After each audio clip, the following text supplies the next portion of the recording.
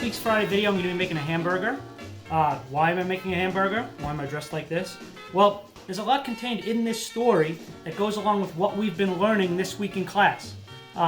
So I'm going to make the hamburger. I'm going to share some cooking techniques like I did with my guacamole video. And while we do that, I'm going to tell you the history of this dish and the Interstate-Highway system and how they're all interconnected.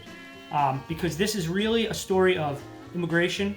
It's a story of infrastructure. It's a story of cars. It's a story of teenagers. It's a story of food, cultural diffusion, and it's a really interesting story. So first, if you guys were in my class, you know I worked in a lot of restaurants. In the guacamole video, I explained that I worked in a Mexican restaurant. That's where I learned how to make guacamole. I also worked at Johnny Rockets. I haven't worn this in like 10 years, but I threw it on. I figured it would be fitting for this Friday video. The ingredients that I have today: vine-ripe tomato. If you guys watched my guacamole video, I had one of those big red tomatoes, and it was a little soft, so it was like, when I chopped it up, the pieces were a little smushy. They weren't what I wanted. So this is a little more firm. Vine-ripes look really bright and nice, and I think this is going to be a better tomato.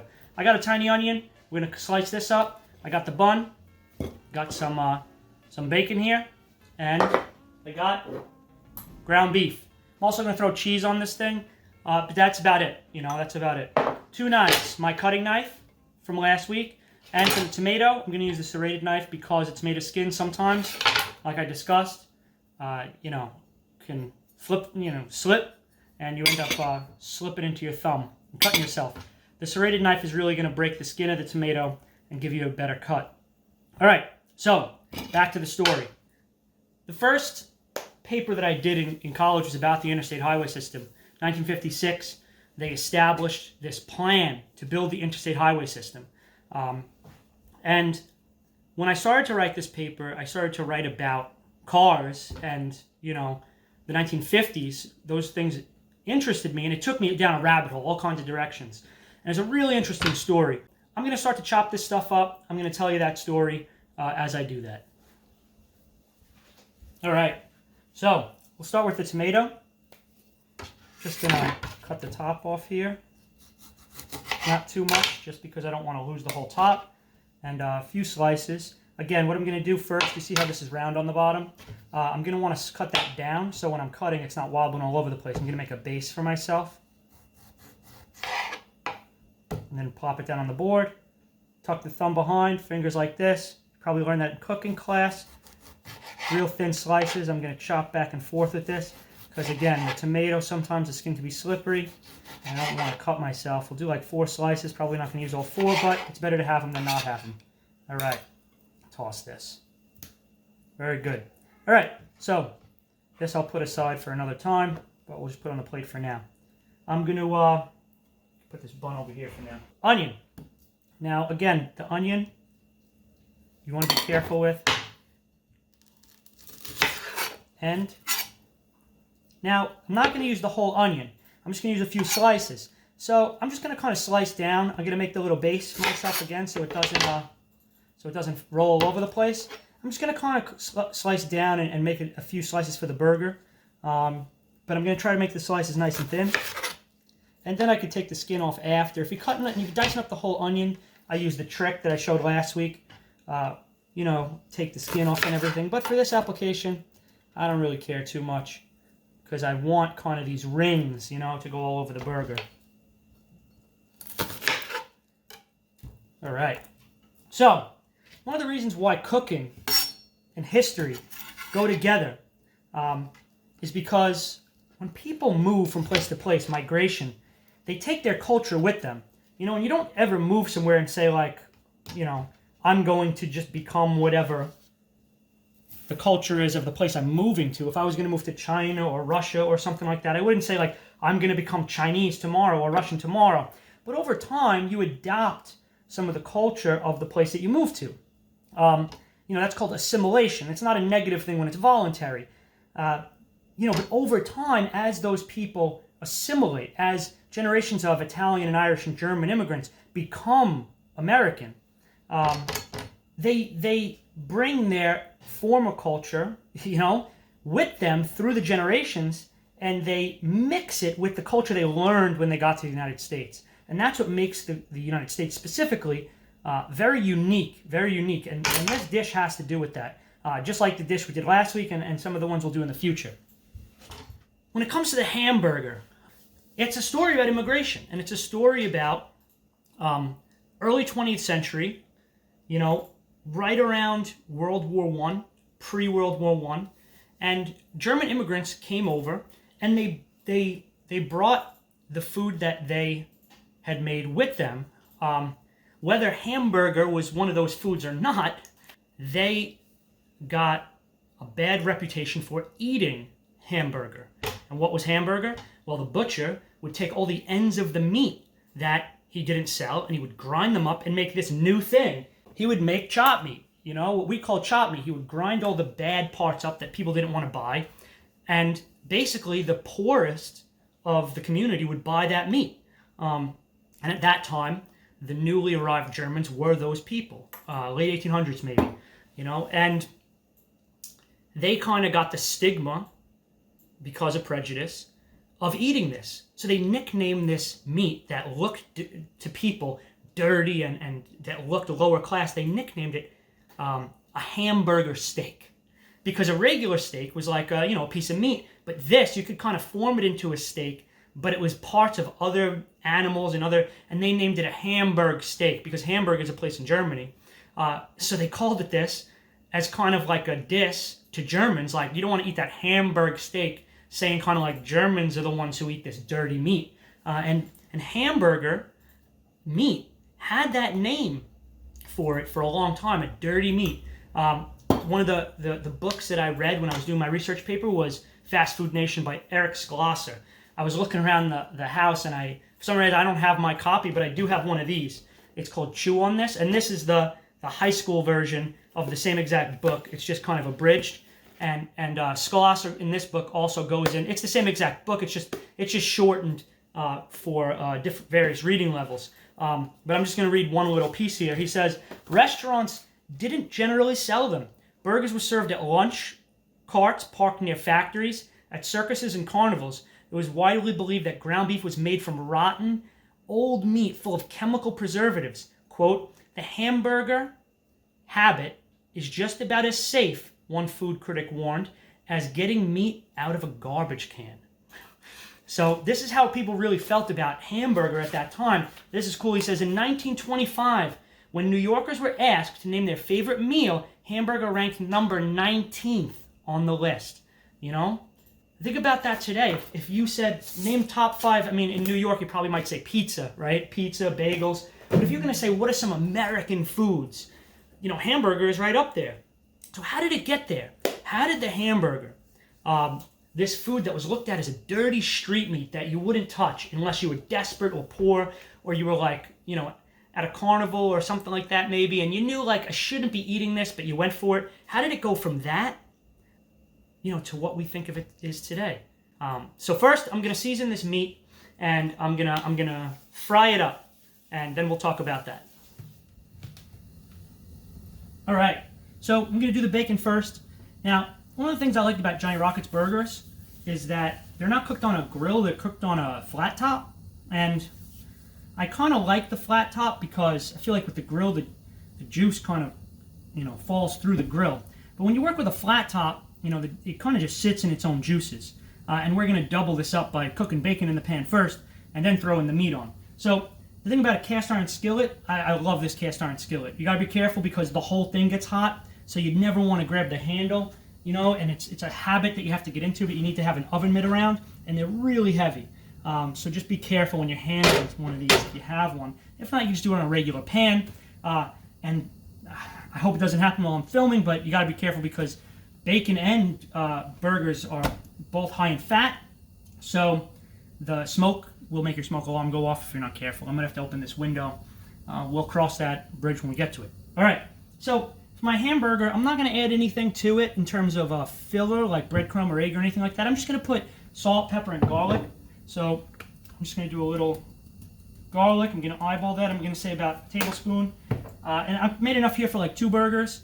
I'm not going crazy today because, the quarantine 15 is also setting in, so I'm trying not to eat too much bread either. So, you know, a little pepper, and finally a little salt. I'm going to mix this all up, and then once you handle stuff like this, again, you got to always wash your hands, you know. Even though we're in the midst of something else, always got to worry about foodborne pathogens. And I took a food handlers course. I was working at a summer camp one time, and I had to take this food handlers course, and it was kind of like crazy, you know. It's really something that you should pay attention to, because restaurants are so careful because they have the letter grades that most people get food poisoning at home. So anyway, all right. So let me do this first. I'll put the bacon on here, and while I'm doing that, I'm gonna smush up my meat and then wash my hands. Good sound. Now you want to keep an eyeball on this. You know, bacon is cured, so like you don't have to kill it. You know, it's not going to hurt you the way that raw chicken or raw beef will, but you know, you don't want to burn it either.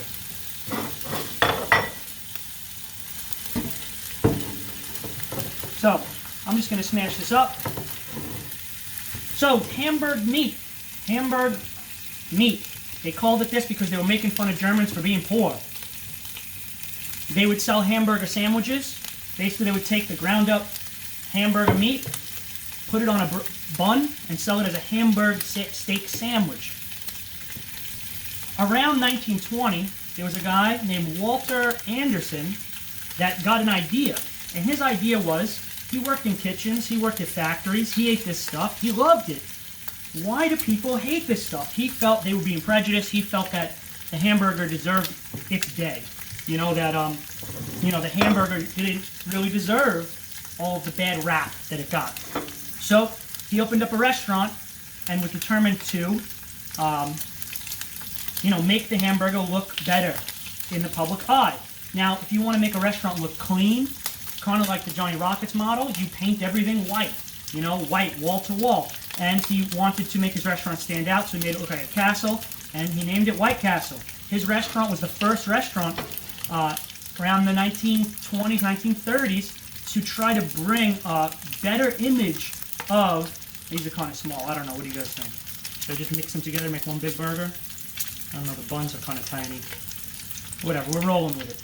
He was the first restaurant to try to put a friendlier image to the hamburger, and it succeeded. Mostly working class people at that time started to look at the hamburger differently, but it really worked, and he was the start of making the hamburger seem safe for Americans. Now, an essential part of this story is when the hamburger goes from being safe to being a phenomenon. And how that happens is that Los Angeles and places out in California started to spring up, and the hamburger was the perfect meal for somebody on the go. It was basically like ready-made. You had your meat, you had your bread, you had your vegetables. It's a meal in your hands. So they really got to like the hamburger in places that were dependent on cars. Now, at the turn of the century, you have the Ford coming out. General Motors starts pumping them out. And around the 30s, Los Angeles, unlike New York, Los Angeles, you can't walk it. It's sprawling. You know, it's sort of like if Jersey and Manhattan had a kid, it would be Los Angeles. So Los Angeles specifically, and places like it, really see these places for people on the go that want to drive their car in, park, grab something to eat, and drive out, start to spring up. And these, because of the efforts of White Castle, these hamburger stands start to pop up everywhere, you know? It's like the car culture. I know a lot of my seniors have cars now, and they hang out, you know, on the weekends or whatever. In the car, it's like the thing to do when you first get a car. And at that time, a lot of Americans first got a car, and it became the symbol of freedom in the United States. It became the symbol of independence. If you had a car, you know, you were ahead of the game. So people in cars bought tons of hamburgers around the 1930s. Now, we're not even into World War II, where we are in class, but basically what happens is McDonald's comes along, And they have to innovate because they're competing. And we were really good at this in class. Like if you have a pizzeria and you want to sell more pizza than the other guy, what do? Well, you charge lower prices, or you come up with a gimmick. Well, their gimmick was, we're going to make a burger faster than the next guy. And how did they do that? Well, they basically took Ford Motors' idea and they used it in their kitchen. Instead of one dude at a grill making all the hamburgers like a regular diner, they had an assembly line set up, and every person had a different job. So you had the guy making the burger, the guy putting the cheese, the guy with the mustard, bing, bing, bing, bing, bing, all the way down the line. And they adopted one of the methods that White Castle used in order to make their burgers look safe. I'm not going to press it down. You're not supposed to, I don't know. And one of those methods was they had an open kitchen. Why is an open kitchen important if you want to make your restaurant look safe? Because you can see them cooking. So, these were innovations that really brought people to McDonald's. The speedy service system. People wanted to go and see the spectacle of a hamburger made in under a minute or whatever it was. So that was really where it started. McDonald's speedy service system. But why is that important for the rest of our story? Well, the reason why hamburgers popped up in the West and not out here in New York in the East is because of that car culture. Fast forward a little bit, and you have World War II, post-World War II, like we're learning about in class right now. People came home from the war, and they had a little bit of money to buy cars, to buy houses, and the companies home knew that. So what did? They built houses. They made cars. You're giving people jobs making cars. You're giving people jobs making houses. If somebody wants to get to work, they need a road, so you pave the road. And you can see how it snowballs into this tremendous job-making machine and economic machine. And everywhere you built a road, you built a hamburger stand. Everywhere you built a highway, you built a little town. And the diner was always there as a center of it all. Eisenhower, during his time in the war, he traveled the country, and he saw how ridiculous our system was before the Interstate-Highway system. So when he became president, he made it his business to create the Interstate-Highway system. Also at that time, the Germans had their version, which was called the Autobahn, before we even had ours. So the Autobahn in Germany is a highway with no speed limit. They have 2 lanes. They have a moving lane and a passing lane. People follow the rules really strictly out there. And no speed limit whatsoever. And they do well in terms of car crashes and stuff, because people follow the rules. But the point was, at that time, the atomic bomb was right around the corner, and people thought if they dropped the bomb and we need to get out of these cities, how are we going to evacuate the entire city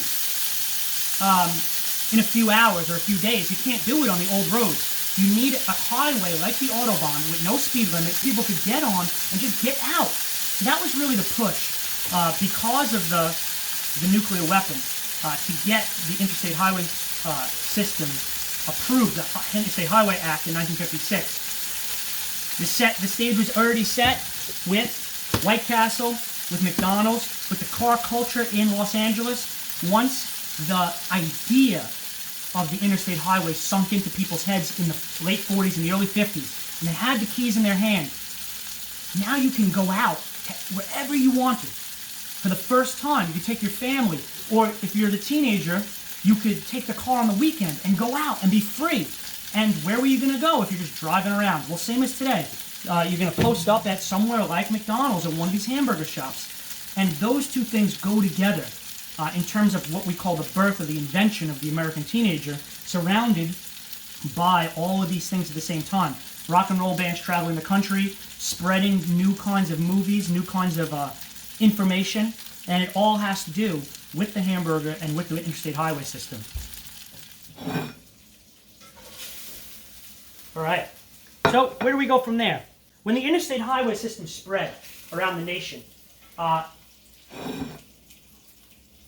if you think about that time period, if you think about the 1940s and 50s, the things you think about, rock and roll, the cars, the hot rods, it all has to do with this culture. And the diner started out as a place where, Coca-Cola was sold in the local town, and by guys named soda jerks. They dressed like this, and the reason why is because they had a handle with seltzer that was in a barrel, and they had to jerk it back and forth for the seltzer to come out. And they mixed Coke syrup and seltzer in the glass and mixed it up to make a Coke. Now, Coke was sold as an energy drink back then, Coke and Pepsi, and adults would go into the diner, and they would get these tiny 8-ounce ones and shoot them back, and it would give them a little energy or whatever. So to attract families in, they started to have other things. They had this little counter in the pharmacy. It started out as a pharmacy. They had a little counter in the pharmacy at first, and, families would go in and they would start to have these little snacks that were really popular. The hamburger and ice cream and stuff like that. And eventually that stuff sold more than the drugs, and places opened up solely as a lunch counter. And that was kind of the birth of the American diner that dots the landscape. Now, what's interesting about this, 1975, McDonald's has the first drive-through, and it's even more. So other places, too, sprung up at that time. Taco Bell started as a hamburger stand. And Glenn Bell found himself in the dilemma that the McDonald's brothers did, where, they were competing. But Glenn didn't have the good luck to think of the speedy service system first. But what he did think of was he was in the Southwest, and tacos were popular, so he put tacos on his menu. And pretty soon he found out that the tacos were selling better than his burgers. So he basically took the burgers off eventually, and he became Taco Bell. KFC, the Colonel at this time, took advantage of the highway system, and he spread his cuisine around by traveling in his car with a bag of spices and telling diners, look, if you make my fried chicken, it's going to blow everybody out of the water. They're just going to come to your diner. And he was right. Colonel Sanders really took off by doing that. In the end, it's funny how something like the hamburger can go from obscurity to some dirty street meat. And then through the generations, it completely changes. And what foods, seem like that today? That in the future, maybe, will be different. At a time, Chinese food in the 60s, the 70s, when it first came out, people would say stuff like, there are cats in it, and it's all the same stuff. It's all like, just not true. But people didn't eat it for a long time because of that. There's a great documentary called The Search for General Shao, however you want to say it. Check it out on Amazon, and it goes through that, and it's really a history of immigration of Chinese Americans. Pizza's the same thing. Pizza's like a staple food today. But one of the weird things about pizza is that, it's Italian, but tomatoes come from the New World. It's a New World fruit. So tomatoes, people had to come here, bring tomatoes back to Europe before pizza ever became red. So these things are really, really interesting, and it has a lot to do with our culture, in our heritage, and this story specifically. So, go make yourselves a hamburger. Be careful, don't cut yourself, don't burn yourself. When you do it, think about the Interstate-Highway system. Think about the car culture that surrounds it. If it wasn't for that, this thing would have never spread around the whole country. And then look at the things you're eating and say, where did this come from? What do we consider American foods, and where did they come from? I'm Italian by heritage, and like the anthropologist Carol Delaney said, when you go through generations, the last thing of your culture that you let go of is food. You hang on to it desperately. When my family's been here over 100 years, but they're still like, chicken parm and all this. It's like, their version of Italian food is some mismatch of Italian and American food. And at this point, spaghetti and meatballs is basically an American food because of that. So, really interesting story. Like, share, comment.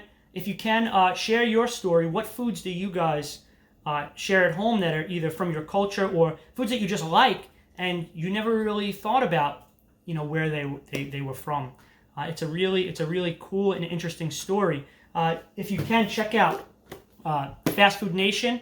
The high school or the middle school, whatever, the lower reading version is called Chew on This. But you know what? I couldn't find my Fast Food Nation. This is basically the same thing. All the stuff I was looking for, the story about White Castle is in here. The story about McDonald's and the speedy service system is all in there. 2 other books I recommend. This one is really good. I know it sounds silly, but I love this book. I always use this for some of my classes. It's just really concise. It has a lot about the Interstate-Highway Act and all the stuff that we're talking about. There are more sophisticated places you could go, but this is really good. It's written really well. And one of these, Jack Kerouac's On the Road, really good story about exploring the highways, pre-interstate highway system in this country. And again, these things are in the past, but the sentiments, the wants, the needs of teenagers, of young people, have always been the same. If you read a book written by somebody in their 20s, in their teens, from 1650, it's going to be the same sort of narrative as 1980, as 2010, as 2020. This is a really, really, really awesome read. If you're interested in more of this stuff, always shoot me an email. Anyway, have a great weekend, guys. Thanks for listening.